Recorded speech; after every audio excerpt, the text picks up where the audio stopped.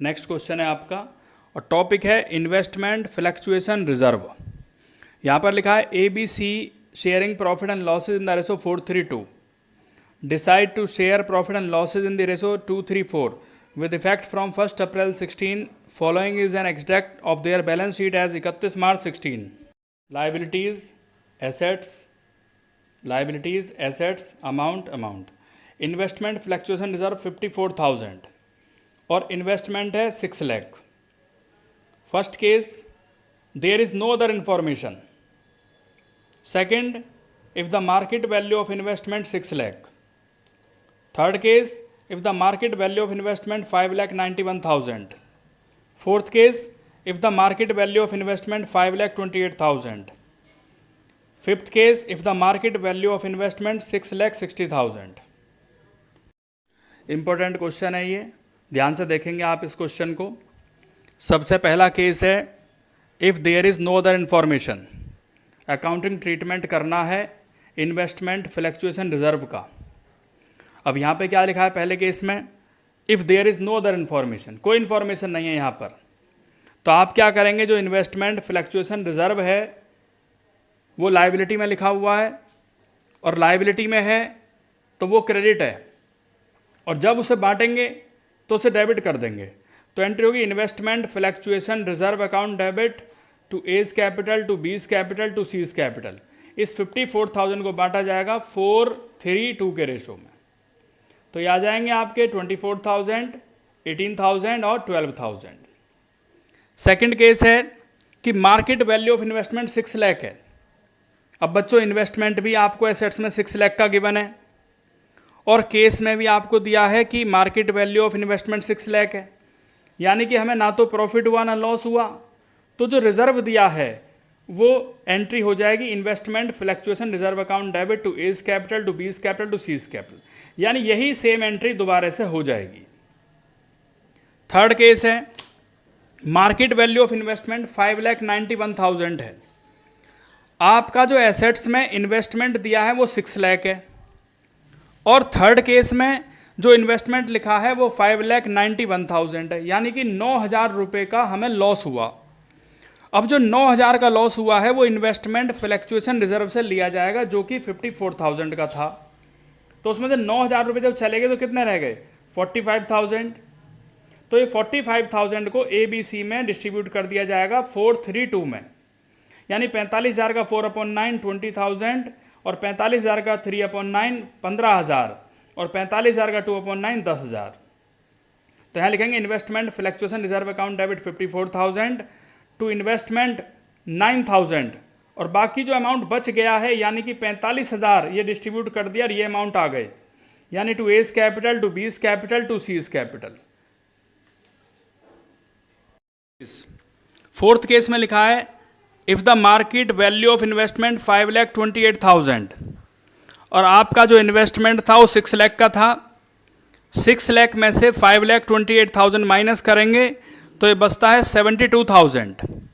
72,000 का जो लॉस हुआ है वो इन्वेस्टमेंट फ्लक्चुएशन रिजर्व से लिया जाएगा जो कि 54,000 का है। तो 54,000 को एडजस्ट करने के बाद हमारा जो लॉस होता है वो 18,000 का लॉस होता है और वो 18,000 का जो लॉस है वो रिवैल्यूएशन अकाउंट से लिया जाएगा। तो एंट्री बनती है investment fluctuation reserve account debit 54,000 और जो 18,000 का लॉस हुआ है वो रिवैल्यूएशन से लिया जाएगा, यानी रिवैल्यूएशन डेबिट 18,000 और टू इन्वेस्टमेंट 72,000। अब ये जो रिवैल्यूएशन का लॉस है 18,000 इसको पार्टनर्स में डिस्ट्रीब्यूट किया जाएगा, A's capital debit, B's capital debit, C's capital debit to revaluation, और ये डिस्ट्रीब्यूट किया जाएगा 4:3:2 में। इसके बाद लास्ट केस है if the market value of investment 6,60,000, आपका जो मार्केट वैल्यू ऑफ इन्वेस्टमेंट है वो 6,60,000 है और इन्वेस्टमेंट दिया है 6 लाख, मीन्स हमें 60,000 का प्रॉफिट हुआ। तो सबसे पहले जो आपको रिजर्व गिवन है इन्वेस्टमेंट फ्लक्चुएशन रिजर्व वो डिस्ट्रीब्यूट कर दिया जाएगा पार्टनर्स में, यानी कि investment fluctuation reserve account debit 54,000 to A's capital to B's capital to C's capital 4:3:2 में डिस्ट्रीब्यूट कर देंगे।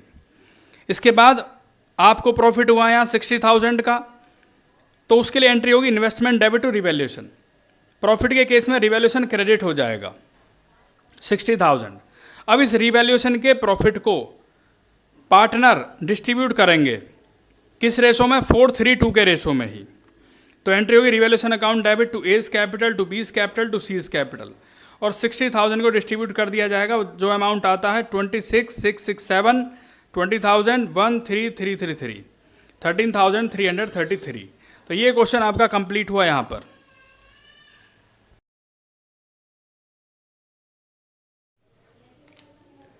नेक्स्ट क्वेश्चन है आपका, A and B are partner in a firm sharing profit 3:2। On 31st March 16, their balance sheet shows general reserve 54,000. On that date, they decided to admit C as a new partner. New profit sharing ratio between A, B, C 4:3:2. Record the necessary journal entry in the books of the firm under the following circumstances. First, when they want to transfer the general reserve in their capital account. Second case है when they don't want to transfer general reserve in their capital account and prefer to record the adjustment entry for the same. Start करते हैं यहाँ पर question. First case है बच्चों यहाँ पर, when general reserve is transfer to capital account. जब हमें जनरल रिजर्व को ट्रांसफ़र करना है कैपिटल अकाउंट में, तो जनरल रिजर्व क्या होता है, जनरल रिजर्व हमारा लाइबिलिटी है, क्रेडिट है, और क्रेडिट को जब पार्टनर्स में बांटना होता है तो उसे डेबिट करेंगे, यानी कि general reserve account debit to A's capital to B's capital, और ये बांटा जाएगा आपके ओल्ड रेशो में, और ओल्ड रेशो क्वेश्चन में दिया है 3:2। तो 54,000 को 3/5 और 54,000 का 2/5। सेकंड केस में कहता है वो when general reserve is not transfer to capital account, कि जनरल रिजर्व को कैपिटल अकाउंट में ट्रांसफ़र नहीं करना है। तो उसके लिए आपको क्या करना है, उसके लिए आप पहले लिखेंगे ओल्ड रेशो, ए और बी का 3:2 है, और न्यू रेशो दिया है ए बी सी का 4:3:2। तो सेक्रीफाइस और गेनिंग रेशो कैलकुलेट करेंगे। यहाँ पर फॉर्मूला है old ratio minus new ratio. जो ओल्ड रेशो दिया है वो 3/5 है, और न्यू रेशो दिया है 4/9। माइनस करने के बाद 7/45 आता है, और ये प्लस में आया तो सेक्रीफाइसिंग है। ऐसे ही आप बी का करेंगे, ओल्ड माइनस न्यू। ये सॉल्व करने के बाद आता है 3/45, ये भी प्लस में आया तो सेक्रीफाइसर है। और सी ये गेन है, इसका रेशो आपका दिया गेनिंग रेशो। तो यहाँ पर क्या करना है आपको, जो गेनर है वो डेबिट होगा, यानी C's capital debit to A's capital to B's capital. जो टोटल रिजर्व अमाउंट था 54,000 है, उसको आप बांटेंगे 7/45, 3/45, और सी के लिए 2/9, 12,000। तो ये क्वेश्चन आपका इस तरीके से कंप्लीट हुआ।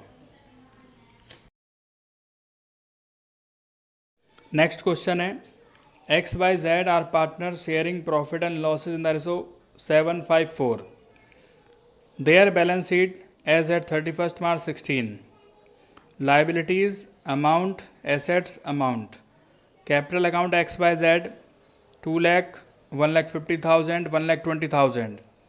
General reserve profit and loss profit है ये, क्योंकि लाइबिलिटी साइड में है। क्रेडिटर 40,000। एसेट्स है 6 lakh. Partner decided that with effect from 1st April 16 they will share profit and losses in the ratio 3:1। For this purpose goodwill of the firm was valued at 150। The partner do not want to distribute the general reserve and profit. Pass single journal entry to record the change and prepare revised balance sheet आपको बनानी है। यहाँ पर सबसे पहले आपको question में लिखना है गुडविल, जो क्वेश्चन में गिवन है 1,50,000। उसके बाद जनरल रिजर्व लाइबिलिटीज़ में दिया हुआ है 75,000, और उसके बाद प्रॉफिट एंड लॉस जो प्रॉफिट है, तो तीनों को प्लस करने के बाद 2,40,000 आता है। ओल्ड रेशो क्वेश्चन में दिया है एक्स वाई जेड का 7:5:4, और न्यू रेशो दिया है आपके क्वेश्चन में 3:1। तो आप कैलकुलेट करेंगे यहाँ पे सेक्रीफाइस और गेनिंग रेशो। ओल्ड रेशो 7/16 है, न्यू रेशो 3/6 है। ये माइनस करने के बाद 3/48 आता है, जो कि माइनस में आता है, तो इसलिए आप लिखेंगे गेनिंग रेशो। वाई में 5/16 ओल्ड रेशो है, न्यू रेशो 2/6 है। सॉल्व करने के बाद आता है 1/48 गेन, ये भी गेनिंग रेशो है। Z का आता है 4/16 माइनस 1/6, सॉल्व करने के बाद 4/48, ये आपका सेक्रीफाइस है क्योंकि ये प्लस में आता है। इसके बाद आपको एंट्री करनी है यहाँ पर, ये जो टोटल अमाउंट था 2,40,000, तो गेनर होते हैं डेबिट, यानी कि X capital debit, Y capital debit to Z capital, और ये जो 2,40,000 दिया है ये डिस्ट्रीब्यूट हो जाएगा आपका 3/48, 1/48 एंड 4/48। तो ये अमाउंट आपके आ जाते हैं यहाँ पर। प्रिपेयर करते हैं यहाँ पे बैलेंस शीट। बैलेंस शीट बच्चों सबसे पहले आप एसेट साइड में देखेंगे। एसेट साइड में जो हमारी एसेट्स गिवन है क्वेश्चन में वो 6 लाख है, और उसमें कोई चेंज नहीं हुआ तो 6 लाख ही आ जाएगा। इसके बाद बैलेंस शीट लायबिलिटीज़ में देखेंगे आप कि एक्स की कैपिटल पहले 2 लाख थी, लेकिन उसमें डेबिट में लिखा हुआ है 15,000 था, कि एक्स कैपिटल डेबिट हमने 15,000 लिखा था जो गेनिंग में आया था, तो 15,000 यहाँ माइनस करने पड़ेंगे। माइनस करने के बाद हो जाता है 1,85,000। वाई का 1,50,000 कैपिटल है और ये भी गेनिंग में ही आया था इसका, तो इसको हमने डेबिट किया था 5,000 से, तो 5,000 रुपये यहाँ माइनस किए जाएंगे, और माइनस करने के बाद आता है 1,45,000। जेड के पास जो कैपिटल है वो 1,20,000 है, और जेड को अभी हमने क्रेडिट किया, जो एंट्री बताई थी मैंने आपको, तो 20,000 यहाँ प्लस करने पड़ेंगे, और ये आ जाता है 1,40,000। तो तीनों का टोटल हो जाता है 4,70,000। उसके बाद यहाँ लिखा हुआ था कि the partner do not want to distribute the general reserve and profit. आपको जनरल रिजर्व और प्रॉफिट को बांटना नहीं है, तो इसलिए जो जनरल रिजर्व दिया है वो आपका 75,000 जो क्वेश्चन में है वो कंप्लीट आ जाएगा, क्योंकि वो पार्टनर में डिस्ट्रीब्यूट नहीं करना था। सेम ऐसे ही आपका प्रॉफिट एंड लॉस आएगा 15,000 का, और उसके बाद आपके क्रेडिटर्स आ जाएंगे 40,000 के। तो यहाँ पे 2 पॉइंट आए, जनरल रिजर्व और प्रॉफिट एंड लॉस अकाउंट, क्योंकि इन्हें बांटना नहीं था। Partner do not want to distribute the general reserve and profit, और क्रेडिटर क्वेश्चन में 40,000 है, तो उसमें कोई चेंज नहीं हुआ, वो 40,000 ही रहेगा। अब टोटल हो जाएगा